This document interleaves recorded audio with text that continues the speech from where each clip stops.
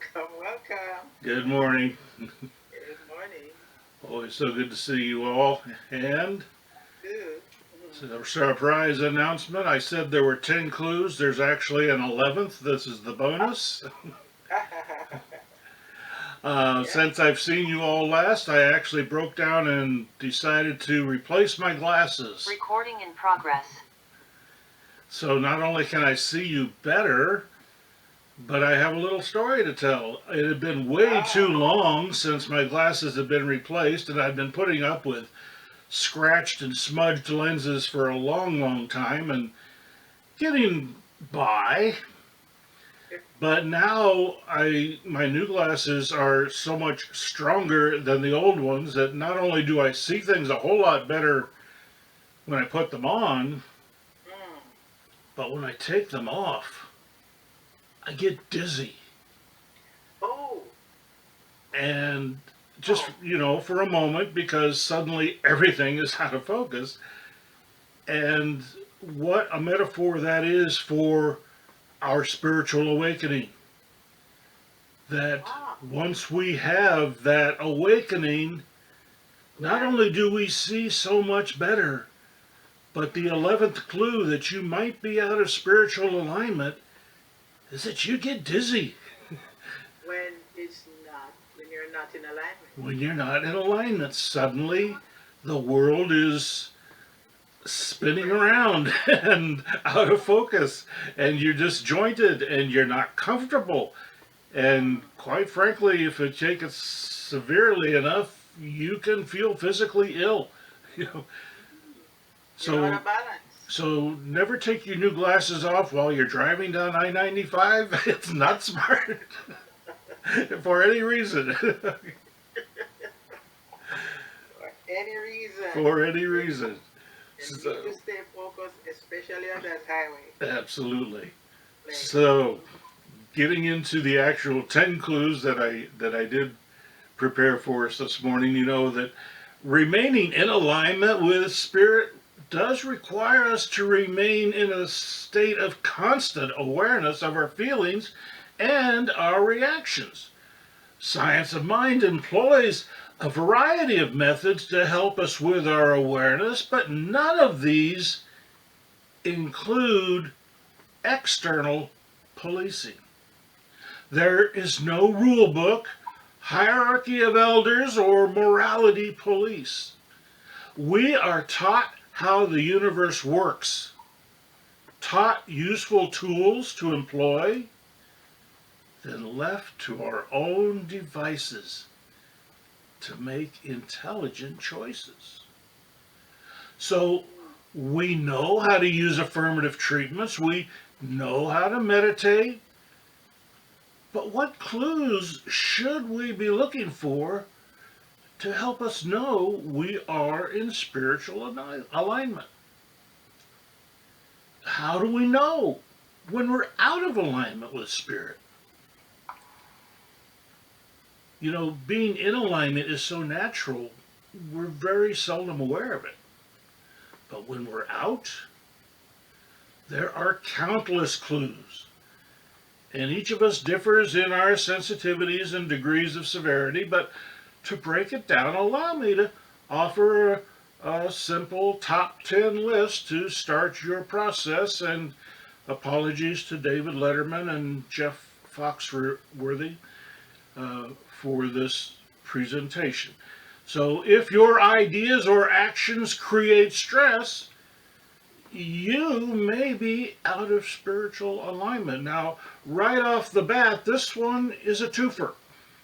Two clues wrapped together, and counted as one. You see, because stress can be internal or external. Stress is not a natural spiritual state. Stress is a disturbance in the force, a sign something is out of alignment. We can feel stress in ourselves when we think or act out of alignment.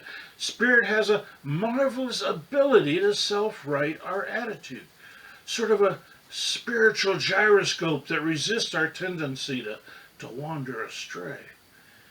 One of my spiritual teachers likened it to how a guided missile works. Its guidance system locks into a fixed point, then flexes its maneuvering mechanisms, be they fins or thrusters, to nudge the rocket toward that point as the missile's unguided thrust rocket pitches this way and that. You see, it never just stays locked on that point. It wanders, but it knows it's wandering, so it turns itself back. We do that spiritually. We feel those nudges as tightness in our gut, a nagging thought, or unsettling dreams, just to name a few of the common clues. In short, we know better, and we know better. It doesn't feel right. It makes us dizzy. And we can be generous with our misalignment. We can also support ideas or act in ways that evoke stress in others. Now, some among us are mentally challenged enough to be able to silo themselves from stress they cause others, but for most of us, the stress we generate outward boomerangs back, intensified by the contributions of those we have afflicted. So, if your ideas or actions rely heavily on fear and hatred as motivation, you may be out of spiritual alignment. Spirit is love, beauty, creativity, health, and prosperity. We put it on posters. None of those attributes evokes fear or generates hatred. If we are not motivated by love, that's a clue we're drifting out of alignment. If your ideas or actions carve out distinct separations between peoples, you may be out of spiritual alignment. Spiritually aligned people recognize that we alone are responsible for how we feel, the choices we make, and the actions we take. People who have slipped off track are unable to accept their responsibility and must create a straw man, an outside element to blame for their ills. For their self-justification to survive, there must always be a lesser-abled populace susceptible to the wiles of some perceived devil whose very existence has derailed an otherwise perfect society. Or, and this may be even more sad, they have convinced themselves that life is rigged against them. That some unnamed power has conspired with the entire universe to make them a victim. Thinking about it, one must have a pretty high opinion of themselves to believe that everyone else is so invested in making that one person miserable. Spiritual alignment includes recognizing that we are all one, all equal, regardless of our origins or beliefs. Sometimes a little tough to swallow, but it'll keep you in alignment. If your ideas or actions have been tried before and failed, you may be out of spiritual alignment. Our spiritual journey is one of constant course corrections. Like the guided missile mentioned earlier, we are constantly making mistakes, falling down, changing our minds, and picking ourselves up. There's a classic story of the person who walked down the street, turned a corner, came across a hole in the ground, and fell in. The next day, the person walks down the street, turns the corner, sees the hole, tries to jump over it, and falls in.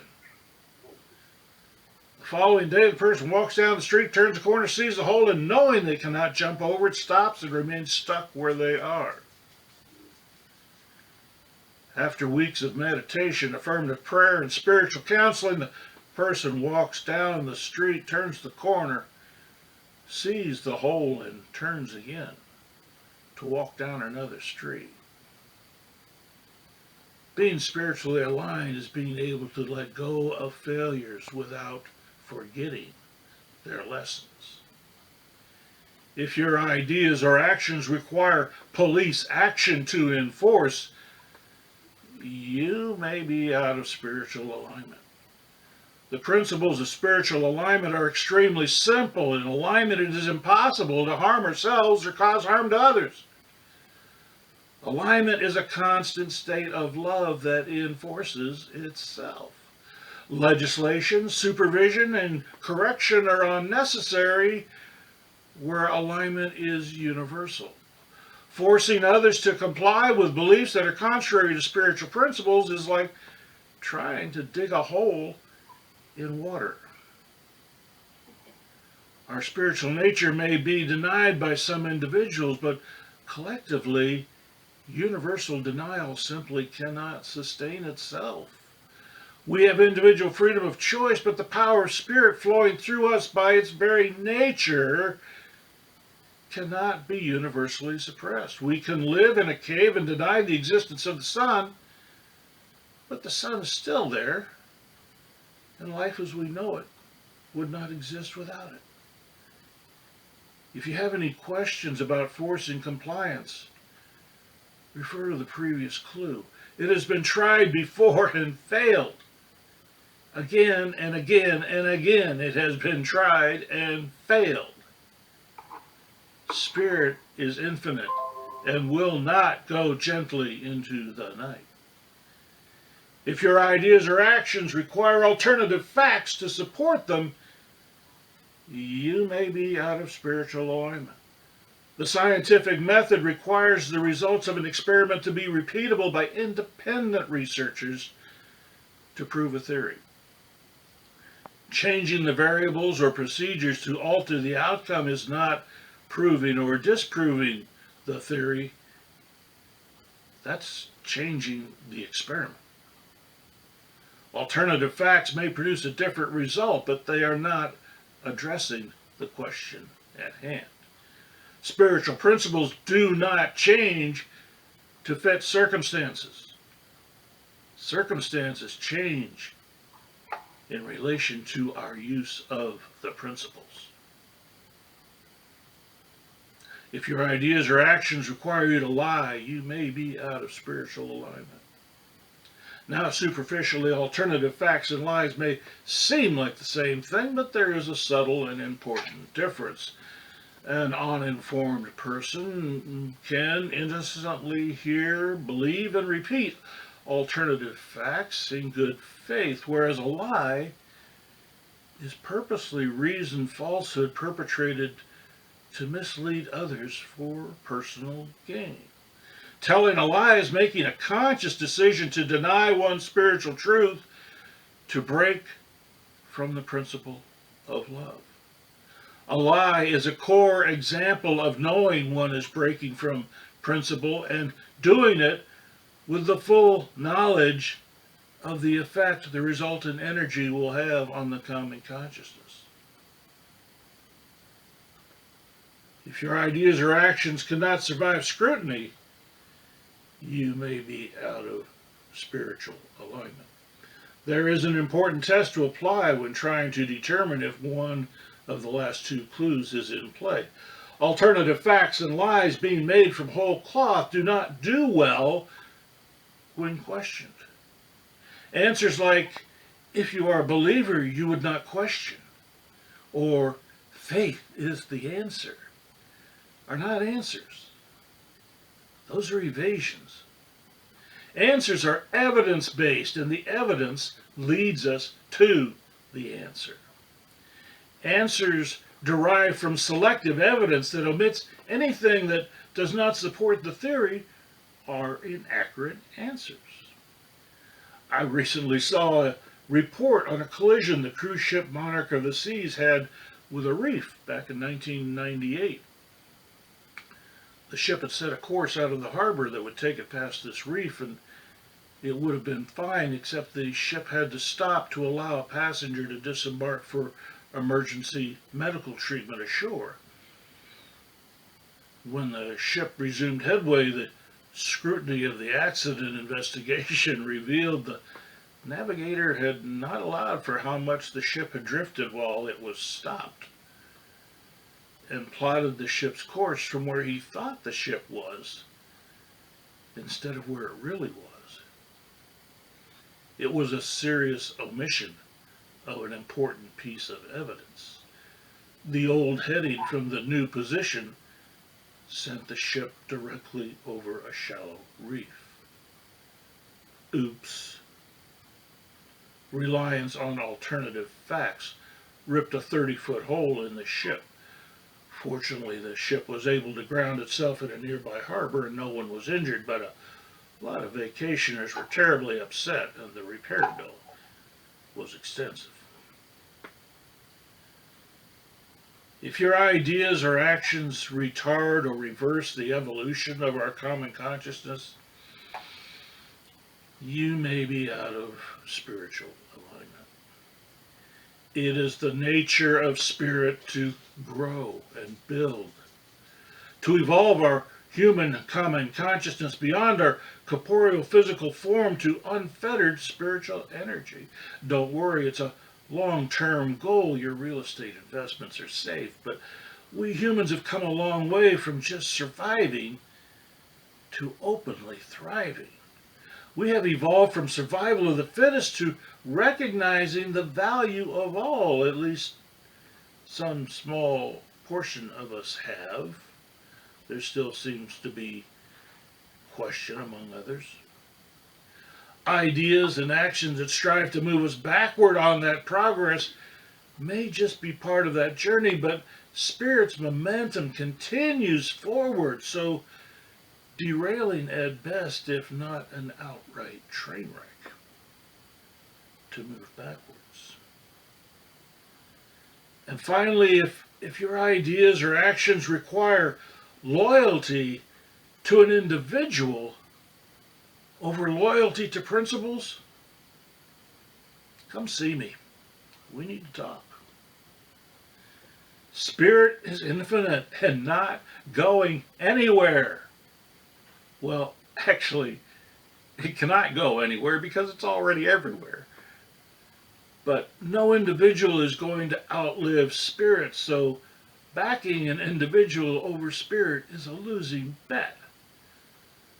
Believing any individual stands above any other denies the basic spiritual truth that we are all one. That pesky little truth. No lesser authority than the Bible itself offers up as the first of its 10 commandments, "Thou shalt have no gods before me." And the second commandment is an admonition of idol worship.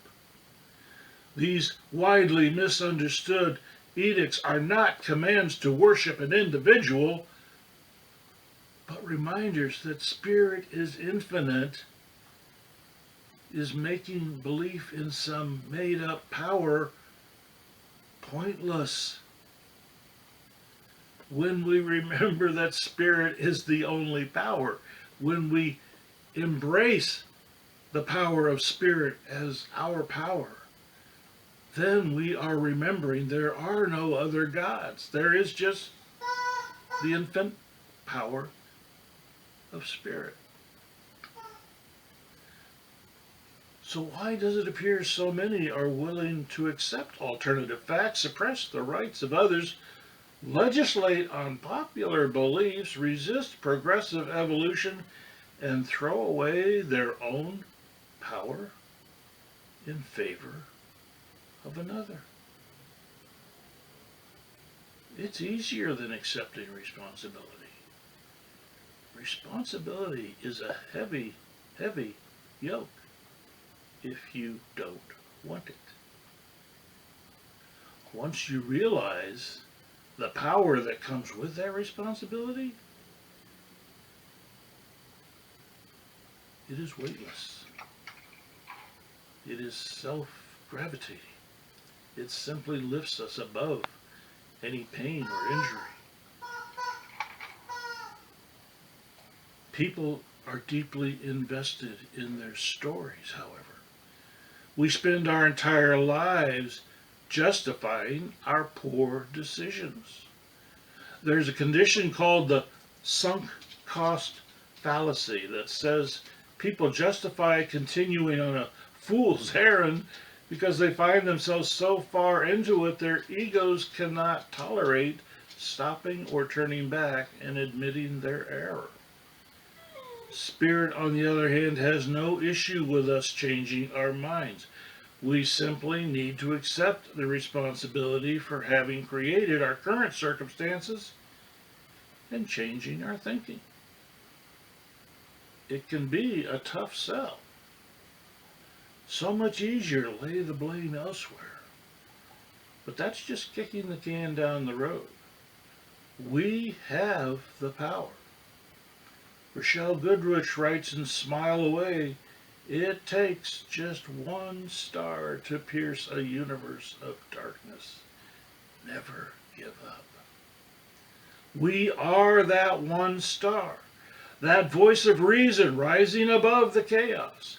Our conviction to live by spiritual principles sets that point whereby our common consciousness can pivot toward a greater good. Watch for the clues. Being out of spiritual alignment is not fatal, but choosing to stay out of alignment is just falling in the same hole over and over again, remaining frozen in time while the universe evolves all around us. Thank you for your attention this morning. Wow, wonderful. Man, we need a whole session for each. Yeah. To thread it out. Yeah. Each one is a class. Each one is a class. Fabulous. So you can